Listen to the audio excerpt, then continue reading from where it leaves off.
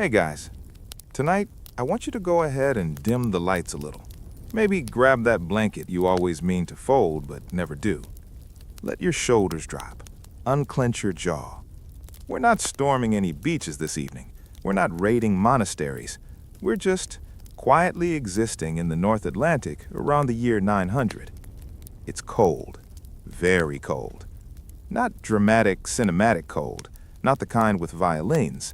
Just steady, bone-deep, why did we settle here again, cold? The kind that turns your breath into a permanent accessory.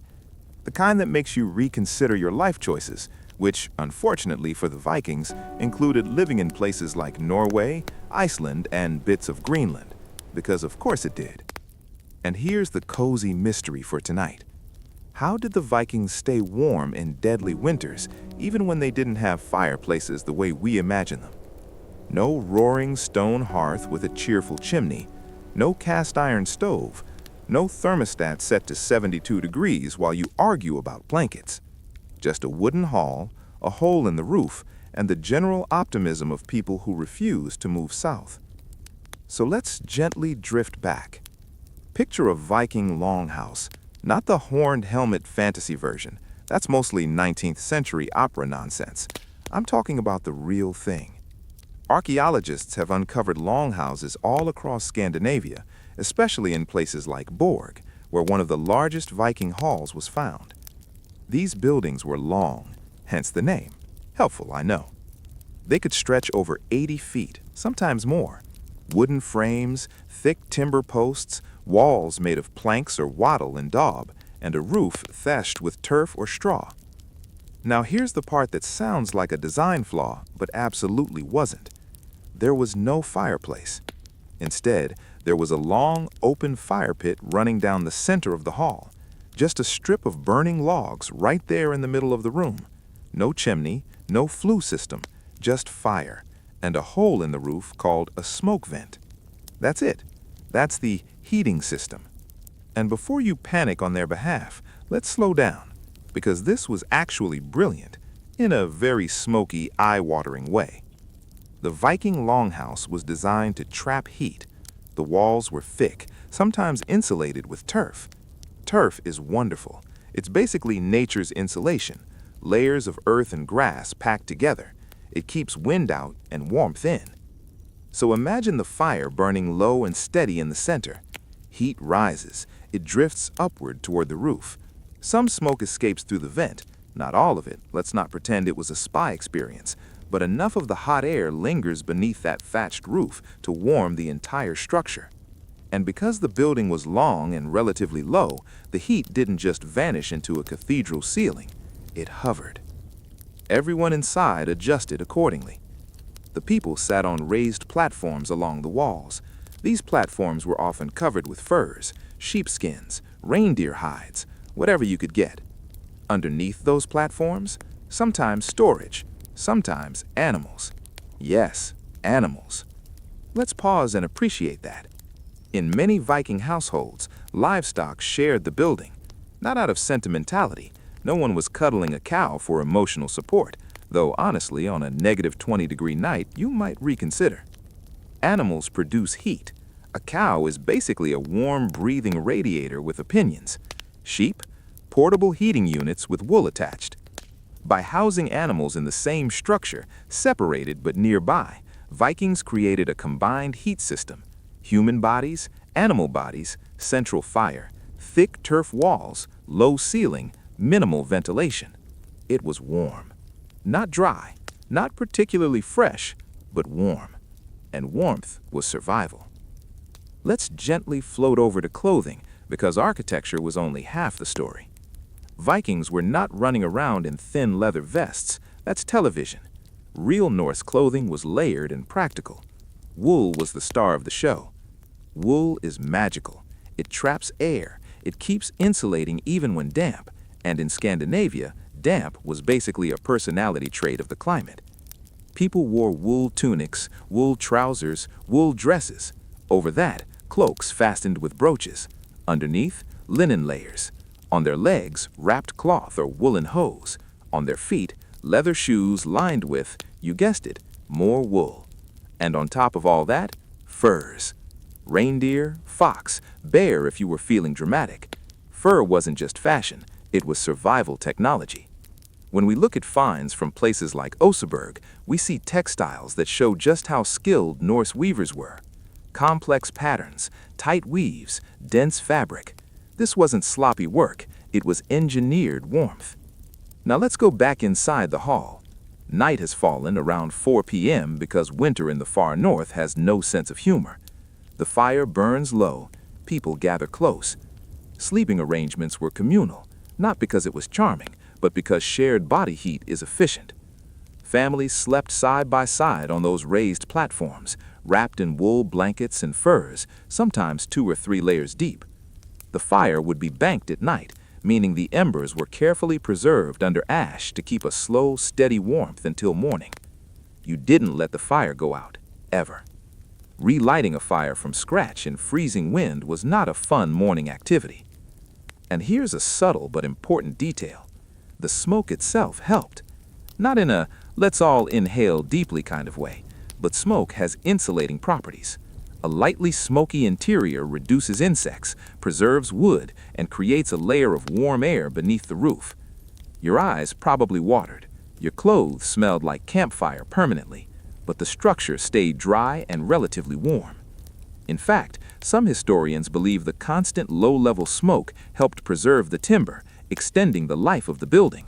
So the discomfort came with benefits, like a very aggressive air purifier that also made you cry. Now, what about places even colder? Let's gently drift west to Iceland, settled by Norse people in the 9th century, a land of lava fields, glaciers, and wind that feels personal. In Iceland, timber was scarce, so homes were often built almost entirely from turf. Thick blocks of earth stacked into walls several feet thick, wooden frames inside, a turf roof on top.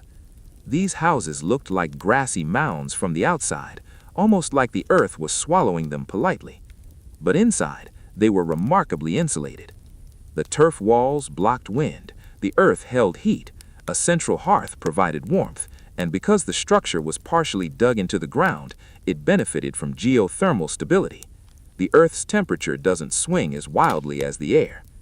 It's not tropical, but it's survivable.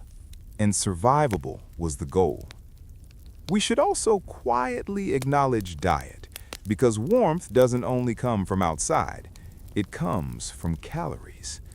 The Viking diet was heavy, meat when available, fish constantly, dairy, barley porridge, stews that simmered for hours over that central fire. Fat was precious and essential. Eating enough calories allows your body to generate heat. A well-fed Viking is a warmer Viking. A hungry Viking is a very grumpy, very cold Viking, and no one wants that. Communal meals around the fire weren't just social. They were thermodynamic strategy. Cooking kept the fire burning. The fire kept the hall warm. The people stayed close to both. Now, let's gently correct a modern assumption. We imagine fireplaces as advanced, clean, efficient. But early medieval stone fireplaces with chimneys actually pull a lot of heat out of a room. Heat rises straight up in exits. Lovely for ventilation, less lovely for maximizing warmth in a drafty wooden hall. The open hearth in the center of a Viking longhouse radiated heat in all directions. People sat around it, slept near it, worked beside it. It wasn't about aesthetics, it was about distribution. And distribution was everything. We should also talk about wind. Scandinavian winters are not just cold, they are windy. Longhouses were often positioned strategically, built with entrances that minimized direct wind exposure, sometimes with small entry vestibules to reduce drafts. You didn't just fling the door open and let the Arctic wander in. You were careful. Doors were heavy. Openings were minimal. Windows, rare and tiny, often just shutters. Light was secondary. Heat was primary. Let's pause for a moment and imagine the soundscape. Outside, wind, maybe snow hitting turf. Inside, the crackle of fire, low conversation, the soft shifting of animals, occasional coughing, because again, smoke. It wasn't glamorous, it wasn't silent, but it was steady. And steadiness is comforting. Over generations, Vikings refined these building techniques. By the time Norse settlers reached Greenland under figures like Eric the Red, they were already experts at cold weather living. In Greenland, conditions were harsher, timber even scarcer. Turf architecture became thicker. Walls sometimes exceeded a meter in thickness. That's serious insulation. They adapted continuously, adjusted roof angles, improved drainage, layered materials. It wasn't brute survival, it was engineering, quiet, practical, smoky engineering. And here's something oddly reassuring. They didn't need roaring fireplaces because they designed their entire environment around heat retention. The house was the heating system. The people were part of the heating system. The animals were part of the heating system. The fire was only one component. It was communal thermodynamics. No single element did all the work. Everything contributed. So as we slowly settle into the rhythm of that longhouse night, fire glowing low, wind humming outside, dozens of bodies tucked under wool and fur, you can almost feel it. Not tropical warmth, but enough. Enough to sleep, enough to wake up, enough to see another gray winter morning without becoming a human icicle. And that really was the Viking superpower. Not dramatic heroics, not constant raiding, but persistence. They stayed. They built thick walls. They layered wool. They kept the fire alive. They shared space. They adapted. And they made some of the coldest inhabited places on Earth livable. Which, when you think about it, is far more impressive than a helmet with horns. So let your mind rest there for a moment. In the dim orange glow of a central hearth, smoke drifting lazily upward, turf walls holding back the wind. No fireplace, just design, patience, and a lot of wool. All right, let's settle back into the longhouse. The fire is still glowing. Someone has gently nudged a log with a stick. Sparks rise, hesitate, and disappear into that smoky little roof vent. Outside, the wind is doing its usual dramatic performance. Inside, everyone is pretending this is perfectly normal, because it is. Now that we've talked about the structure itself, let's drift deeper into the small details, the quiet tricks, the subtle adjustments that made the difference between mildly uncomfortable and historical popsicle. One of the most underrated Viking survival tools was arrangement. Not furniture in the modern sense, no cozy sectional sofa, but deliberate placement of people and objects inside the hall. The raised sleeping platforms ran along the walls, the central hearth stretched down the middle. The most important people, usually the household head and close family, sat in specific spots along the benches. But here's the practical part. Those benches weren't just seating, they were insulation barriers. By lining the walls with platforms, bedding, and stored goods, Vikings created an extra layer between their bodies and the cold outer wall. Think of it as medieval wall padding. Behind those platforms might be chests filled with textiles, wool cloaks, spare tunics, blankets. Cloth absorbs air. Air holds heat. Every layer mattered. Nothing was wasted space. Now imagine winter at its peak in Scandinavia. In places like Trondheim, temperatures could dip well below freezing for long stretches. Snow would pile up. Days would shrink into brief gray whispers. The longhouse would become its own little universe. And in that universe, routine was warmth. People moved slowly, conserved energy. Heavy labor was done strategically during daylight. Indoor tasks dominated the darker hours. spinning wool, repairing tools, preparing food. These activities kept bodies moving just enough to generate heat without exhausting precious calories, because calories were currency. A Viking winter diet leaned heavily on preserved food, salted fish, smoked meat, dried grains, fermented dairy.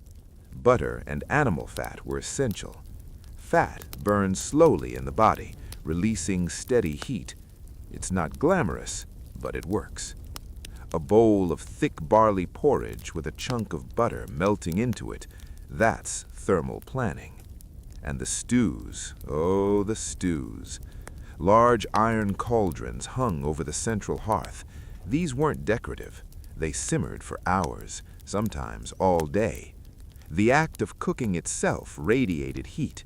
Steam added humidity, which helped the air feel slightly less biting. It's subtle, but in sub-zero weather, subtle is enough. Now let's talk about something modern people might not immediately consider: sleep cycles. In deep winter, Vikings likely followed segmented sleep patterns. Long nights encouraged extended rest, but not necessarily continuous 8-hour slumbers.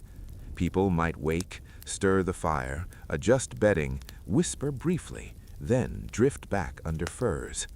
That act of tending the embers in the middle of the night was crucial. The fire was banked carefully. Ash was piled over glowing coals to slow combustion. In the morning, a few dry twigs would coax it back to life. No lighters, no convenience, just patience. And patience, again, equals warmth. Let's float north for a moment, toward settlements in Reykjavik during the early Norse period. Houses there often had even thicker turf walls than their Scandinavian counterparts. Some structures were partially dug into the earth. This wasn't laziness, it was physics. The ground retains a relatively stable temperature compared to winter air. By lowering part of the structure below ground level, builders reduced exposure to wind and trapped geothermal warmth. Imagine stepping down into a dim turf hall, ceiling low, air faintly smoky, walls thick as a modern refrigerator. It wouldn't feel bright, but it would feel sheltered. Shelter is everything in a northern winter. Now a quick note about ventilation, because surely breathing smoke constantly isn't ideal, and you'd be correct. Longhouses were smoky. There's no romantic way around that. Archaeological evidence shows soot layers thick on interior beams. Eyes probably stung regularly. Clothing smelled permanently like a campfire. But this smoke also acted as a preservative. It deterred pests, it dried timber, it cured meat hung from rafters. So, once again, inconvenience doubled as utility.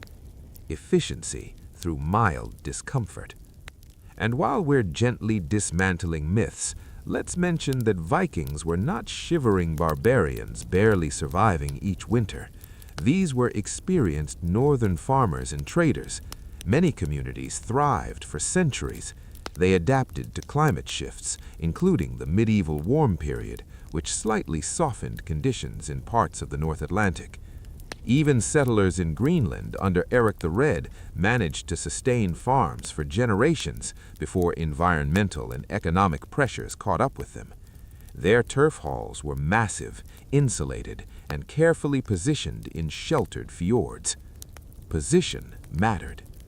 Homes were rarely built in open, wind-exposed areas if avoidable. Natural windbreaks, hills, rock outcrops, tree lines were prized. Orientation of the building reduced direct wind entry. Doors were placed thoughtfully, sometimes with small entry chambers that acted like primitive airlocks. You didn't just fling open the front door and invite a snowstorm inside. You respected the wind. Inside, lighting was minimal. Oil lamps made from stone or iron burned animal fat. They produced a soft, wavering glow. Combined with the central hearth, the longhouse would have been dim but warm-toned. Darkness in winter wasn't frightening, it was familiar. and communal living softened the season psychologically. People told stories, recited poetry, shared news from traders who had braved icy seas.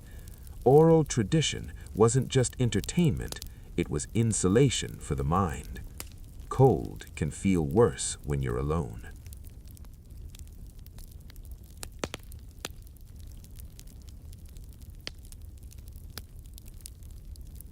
Vikings rarely were.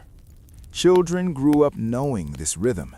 They learned early how to layer clothing properly, how to wrap wool leg bindings tightly to trap heat, how to dry damp garments near, but not too near, the fire. Dampness was the real enemy. Wet wool still insulates, but dry wool is king. Boots were dried carefully, bedding aired when weather allowed. Maintenance never stopped. Even tools contributed to warmth indirectly. Skilled woodworking ensured tight-fitting planks. Careful turf stacking minimized drafts. Seasonal repairs were constant. A small gap in a wall could mean a persistent cold stream of air all winter. No one wanted that. So life slowed. But it didn't freeze. There's something almost meditative about it. The steady crackle of wood, the rhythm of spinning wool, the low murmur of conversation. Snow outside, warmth inside. Not blazing heat, just enough. And that just enough is the key. Vikings didn't conquer winter by overpowering it. They outlasted it. Through insulation, communal living, calorie-dense food, careful architecture, and a constant, watchful relationship with fire. No grand fireplaces carved in stone, no dramatic chimneys, just a central hearth, turf walls, animal heat, layered wool, and generations of quiet knowledge passed from parent to child. It wasn't glamorous, it wasn't cinematic, it was practical. And practicality in a place where the sun disappears for weeks is a kind of quiet heroism. So as the embers settle again and the hall grows softer in the dim light, imagine pulling a heavy wool cloak closer around your shoulders. The wind hums outside, the turf walls hold.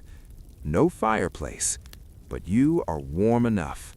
And in a Viking winter, that is victory. The fire is still alive. Not roaring, just glowing. A steady ribbon of orange running down the center of the hall.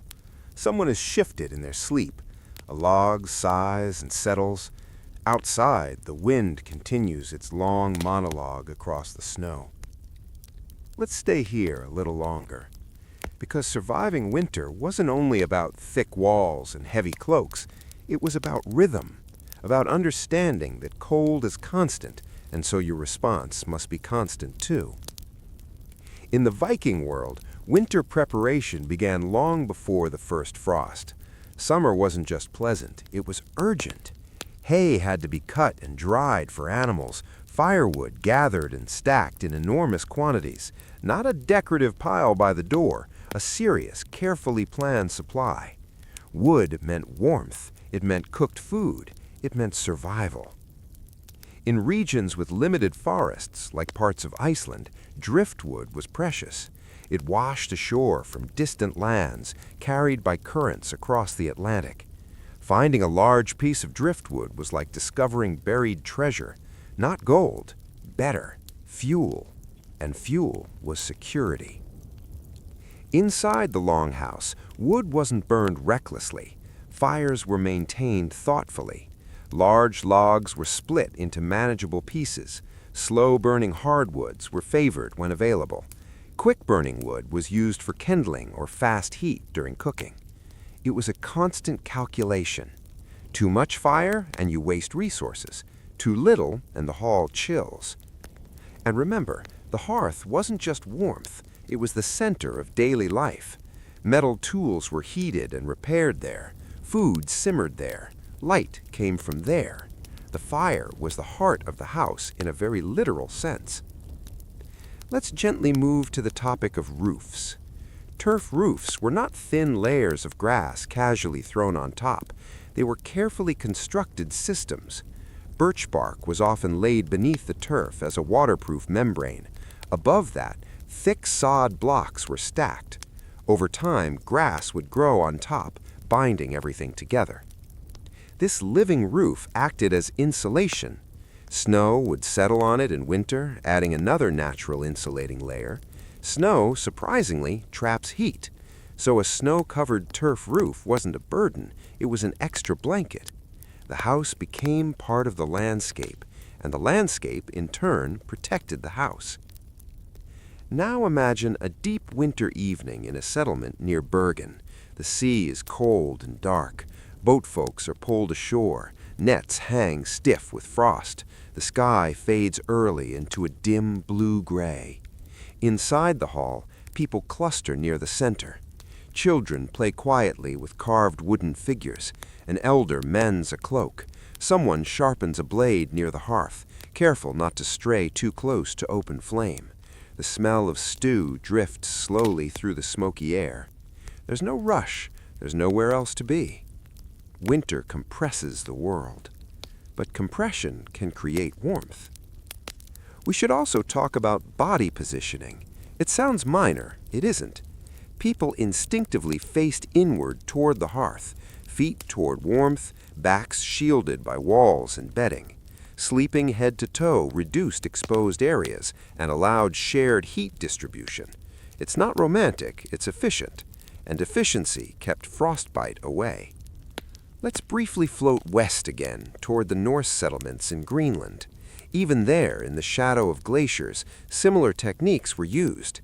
Excavations of farmsteads show central hearths, thick turf construction, and tightly organized interiors. Despite harsher conditions, these communities endured for centuries. They farmed cattle and sheep. They stored dairy in cool but insulated spaces. They repaired roofs constantly. Maintenance never stopped. Cold punishes neglect, which is why vigilance was part of winter culture. Drafts were noticed. Gaps were sealed. Bedding was aired whenever possible. Damp clothing was dried carefully at the right distance from the fire. Too close and you risk burning precious fabric. Too far and it remains wet. And wetness, as always, was the enemy. Even Viking ships played a quiet role in winter survival. Boats were pulled ashore and maintained during colder months. Tar was applied to seal planks. Oars were stored inside to prevent cracking. Preparation for spring travel began while snow still covered the ground. There was always forward thinking, because winter wasn't an interruption, it was a season to be managed. We also can't ignore the psychological warmth created by storytelling. Norse sagas were not written down at first, they were spoken, passed from voice to voice in halls lit by firelight. Tales of voyages, of family disputes, of strange encounters. The rhythm of spoken words filled long evenings. It created connection, and connection, strangely enough, warms a space as much as fire does. Silence can feel colder than snow. Community fills that silence. And so winter nights were not empty. They were slow, heavy, calm. The outside world reduced to wind and darkness. The inside world brightened by embers and voices. If we compare this to modern heating, it feels primitive, but primitive doesn't mean ineffective. The Viking method was holistic. Architecture, clothing, diet, social structure, even livestock placement. Every piece supported the others. There was no single solution. There was a system. The longhouse acted like a thermal organism. It breathed slowly through the smoke vent. It absorbed warmth from bodies and animals. It held that warmth with turf and timber. It released it gradually through the night. Not perfect, but stable. And stability is underrated. Even in the coldest months, daily life continued. Tools were crafted, textiles woven, plans made for spring planting. Snow might blanket the earth, but inside, preparation never truly paused. That's the quiet resilience of Viking winter living. No dramatic battles against blizzards, no heroic shouting at the sky, just steady adaptation. You layer your wool, You bank your fire. You repair your roof. You share your space. You eat enough fat to keep your body warm. You wake in the night to stir the embers. And you do it again the next day. Outside, the snow drifts higher against the walls. The wind presses briefly, then moves on. Inside, the fire glows softly.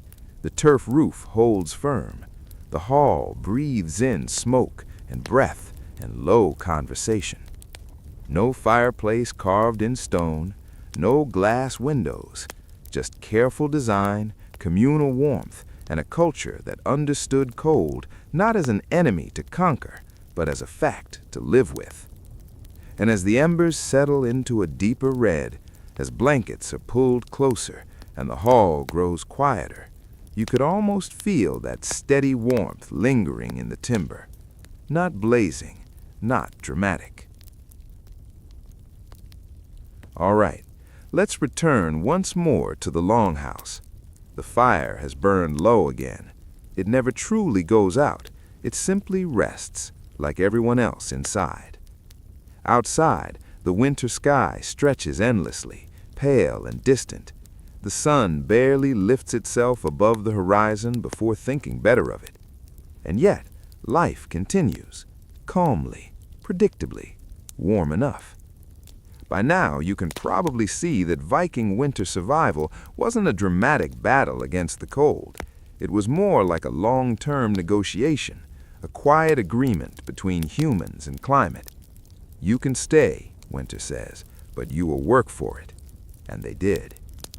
Let's talk about airflow. It sounds dull. It is not dull. Airflow inside a Viking longhouse was carefully balanced. The smoke vent in the roof wasn't just a random hole. Its size and placement mattered. Too large, and precious heat escaped too quickly. Too small, and smoke would choke everyone into a collective coughing fit. Builders understood this through experience. Generations adjusted dimensions, roof angles, and vent placements. The result was a gentle upward draft. Smoke rose slowly. Some escaped. Some lingered just below the ceiling beams. This trapped layer of warm, smoky air acted like insulation. It wasn't pleasant in a modern sense, but it was effective. Now imagine a winter storm rolling through coastal Norway near settlements like Stavanger. Wind howls off the sea, snow blows sideways, the landscape becomes a blur of white and gray. Inside the hall, the structure flexes slightly under gusts, timber creaks, turf walls absorb the pressure, but they hold. That flexibility was important. Stone cracks under stress, timber bends, turf compresses. Viking architecture wasn't rigid, it moved with the weather. And because it moved, it survived. Let's gently turn to bedding. Sleeping arrangements were not luxurious, but they were layered with intelligence. The base might be straw or dried grasses, providing insulation from the wooden platform beneath. On top of that came wool blankets, then furs, sometimes multiple layers. Wool traps air, fur traps air, air holds heat. Even the positioning of bedding near but not directly beside the hearth was strategic. Too close and sparks could ignite fabric. Too far and you lost warmth. There was a sweet spot. Everyone knew it. Children likely learned this by observation. You watch where your parents lay the blankets, you copy it. That's how knowledge passes quietly through generations. Now let's talk about daily micro-movements. People didn't sit completely still. Subtle motion keeps circulation active. A bit of weaving, a bit of carving, stirring the stew, tending to tools. These small actions prevented stiffness and generated gentle body heat. It wasn't exercise, it was maintenance. And speaking of maintenance, winter was also repair season. Nets were mended, clothing patched, wooden beams inspected. A draft discovered in January could mean discomfort for months, so repairs were immediate. No procrastination. Winter punishes procrastination. In settlements stretching towards the Arctic Circle, Daylight in midwinter could shrink to just a few hours. That limited natural warmth from the sun. So interiors had to compensate. Reflective surfaces were minimal, but even pale wood and light-colored textiles helped bounce firelight and subtle warmth around the space. Oil lamps, fueled by animal fat, added additional pockets of heat. Small, yes, but cumulative. Every tiny source mattered. Let's not forget livestock again. In colder rural homesteads, animals were sometimes kept in an adjoining room or partitioned section of the longhouse. Cattle, sheep, goats, they generated significant warmth simply by existing. It wasn't glamorous, it was practical. The shared structure meant shared survival. And then there was social warmth. Long winters could easily become isolating, but Viking culture emphasized communal gatherings. Even in smaller settlements, neighbors visited when weather allowed. Shared feasts, though modest they were, strengthened bonds. When people gathered, body heat increased. Conversation filled the space. The psychological weight of winter eased slightly. Because cold isn't only physical, it can settle in the mind. Storytelling became a thermal ritual. Imagine a voice reciting an early saga, the rhythm steady, the tone calm. Children half asleep under fur blankets, elders nodding gently. The fire crackles in soft agreement. Words travel through the hall like another form of warmth. Now let's consider clothing maintenance again. Wet garments were rotated constantly. A cloak damp from snow would hang near the hearth to dry slowly. Boots stuffed with dry grass to absorb moisture. Gloves carefully warmed without scorching. This constant rotation prevented chilling. Layering was dynamic.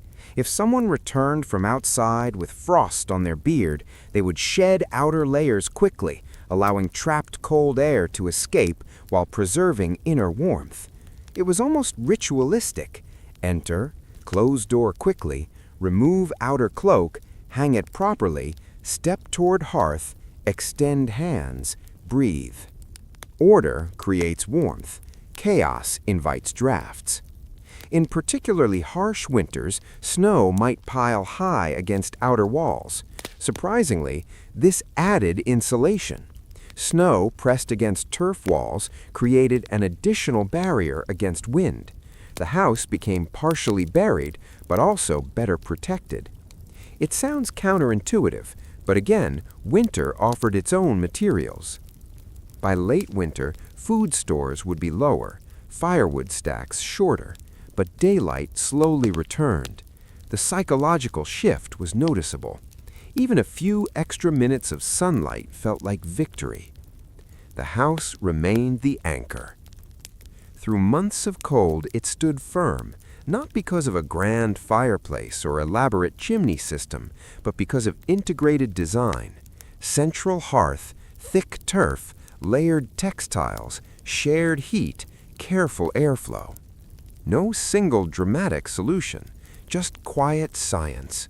And perhaps that's the most remarkable part. The Vikings didn't rely on technological breakthroughs. They relied on accumulated knowledge, trial and error refined over centuries.